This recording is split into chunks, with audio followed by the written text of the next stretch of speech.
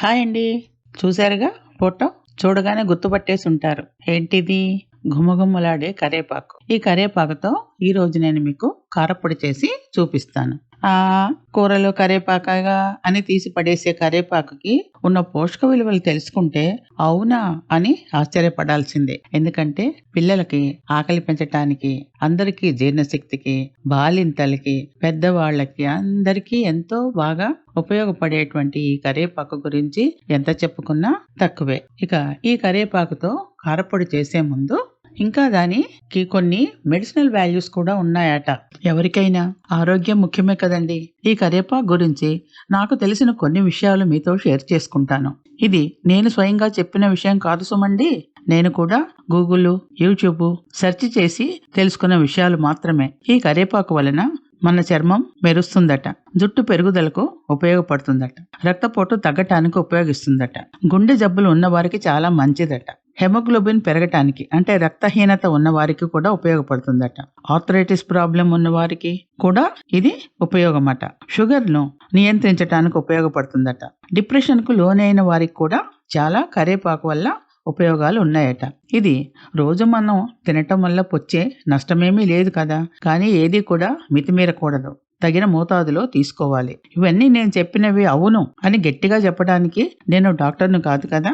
ఇక నేను ఇప్పుడు మీకు చెప్పిన విషయాలలో ఏదైనా తప్పు అని తోస్తే నాకు కామెంట్ ద్వారా తెలియచేయండి ప్లీజ్. అవి కూడా మనం చెప్పుకుందాం. ఇప్పుడు కరేపాకుతో కారప్పొడి ఎలా చేయాలి, ఏమేం కావాలి అనేది తెలుసుకుందాం పదండి. ఇదిగోండి ప్యాకెట్ కరేపాకు. మాకు అమెరికాలో ఇలా ప్యాకెట్స్ లో దొరుకుతుంది. దాని మీద 0.25 LB అని, 0.50 LB అని ఇట్లా ఎల్బీలలో కరేపాకు నెంబర్ 1 క్వాలిటీ దొరుకుతుంది. దాన్ని తెచ్చుకొని చక్కగా బయటికి తీసి ఆ కరేపాకు రెమ్మల నుండి ఆకుని విడదీసి దూసి కడిగి తుడిచి ఆరబెట్టి మళ్ళీ కవర్లో పెట్టుకొని ఫ్రిడ్జ్ లో పెట్టుకొని ఎప్పటికప్పుడు ఎప్పుడు కావాలంటే అప్పుడు వాడుకుంటూ ఉంటాను. కరేపాకు కారప్పొడికి కావలసిన పదార్థాల గురించి చెప్తాను. మనం ముందుగా రెడీ చేసుకున్న కరేపాకు 2 కప్పులు, 1 కప్పు ధనియాలు, 1/2 కప్పు జీలకర్ర, నిమ్మకాయ సైజ్ అంత చింతపండు, 15 తుంపిన ఎండుమిరపకాయలు, కొద్దిగా మెంతులు, 1/2 స్పూన్ మిరియాలు, కొంచెం ఇంగువ, 10 వెల్లిపాయ రెబ్బలు కట్ చేసినవి, రుచికి సరిపడా ఉప్పు, 1.5 స్పూన్ ఆయిల్. వీటిల్లో నేను చెప్పిన కొలతల ప్రకారమే వేసుకోవాలని లేదు, మీరు తగ్గించుకోండి పెంచుకోండి. కానీ ఆయిల్ మాత్రం ఎక్కువ వేస్తే కారప్పొడి ముద్ద ముద్ద అవుతుంది, చూసి వేసుకోండి. ఇప్పుడు కరేపాకు కారప్పొడి తయారు చేస్తాను. స్టవ్ ఆన్ చేసి ముందుగా బాండి పెట్టి దాంట్లో ఒక్క చుక్క కూడా ఆయిల్ వేయకుండా మనం చెప్పిన ప్రకారము 2 కప్పులు గలగలలాడుతున్న కరేపాకును వేయండి. వేసి అవి బాగా కలర్ మారే వరకు, మరీ మాడిపోకూడదు, అవి వేయించండి. ఆయిల్ లేకుండా వేయించండి. వేగిన తర్వాత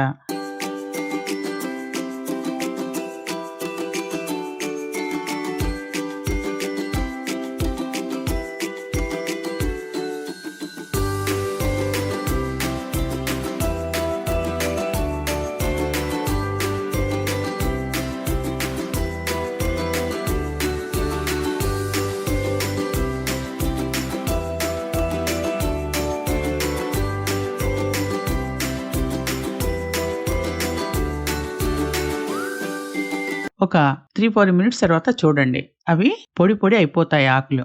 అప్పటి వరకు కరేపాకును వేయించండి. దాన్ని ఒక ప్లేట్లోకి తీసి పక్కన పెట్టుకోండి.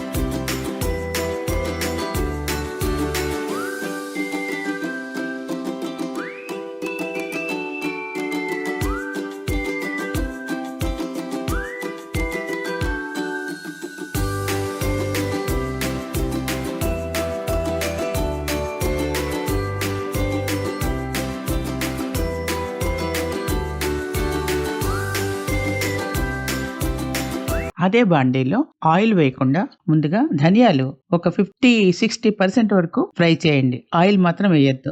దాని తర్వాత కావలసినంత జీలకర్ర వేయండి. జీలకర్ర కూడా వేగిన తర్వాత కొద్దిగా మెంతులు వేయండి. మెంతులు ఆప్షన్ అని చెప్పాను. మీ ఇష్టం, కావాలంటే వేసుకోండి, లేకపోతే లేదు.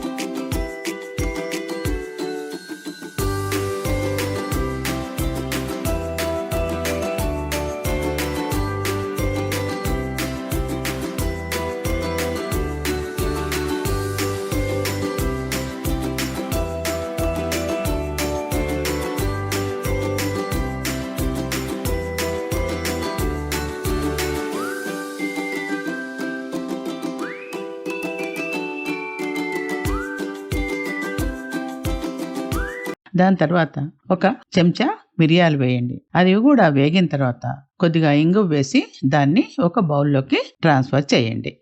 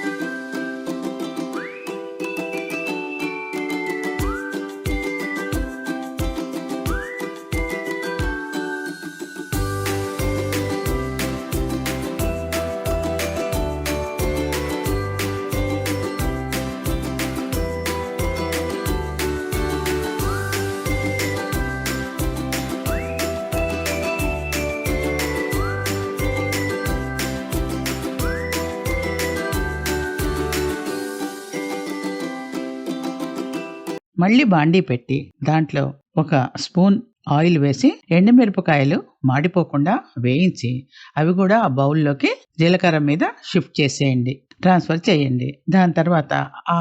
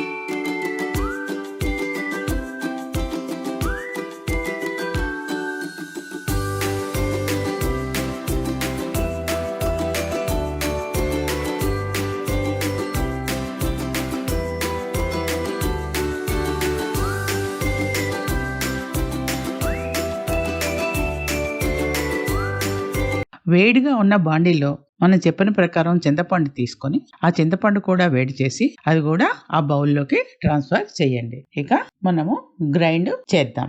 అది ఎలా చేయాలనేది తెలియజేస్తాను ఇప్పుడు. ఒక మిక్సీ జార్ తీసుకొని దాంట్లో ముందుగా మనము తీసుకున్న ప్రకారము వెల్లిపాయలను చిన్న చిన్న ముక్కలు చేయాలి. ఎందుకంటే ఇక్కడ మాకు వెల్లిపాయ రెబ్బలు చాలా పెద్దగా ఉంటాయి. అందుకని చిన్న ముక్కలు చేసి 1-2 సార్లు గ్రైండ్ చేసి నేను ఫోటోలో చూపించిన విధంగా అయిన తర్వాత ఒక 5 నిమిషాలు వెల్లిపాయలు గ్రైండ్ చేసిన వెల్లిపాయల్ని పక్కన పెట్టండి. ఎందుకంటే ఆ తడి చెమ్మ ఆరాలి. ఆరకపోతే కరివేపాకు ముద్దగా అయిపోతుంది. ఒక 5 నిమిషాలు అయిన తర్వాత మనము ఫ్రై చేసినటువంటి దినుసులు, ధనియాలు, ఎండుమిరపకాయలు అవి వేసేసి దానిపైన కరివేపాకు వేసి దాని మీద సరిపడా ఉప్పు వేసి బాగా మెత్తగా గ్రైండ్ చేయండి. చూడండి, పౌడరు ఈ రకంగా వస్తుంది. చూసారా ఎంత చక్కగా ఉందో? వాసన కూడా చాలా మంచిగా వాసన వస్తుంది. దీన్ని మనం ఒక పొడి సీసాలోకి ట్రాన్స్ఫర్ చేసి గట్టిగా మూత పెట్టి గాలిపోకుండా ఒక 10 రోజుల వరకు దీన్ని అన్నిట్లోకి మనము తినొచ్చు.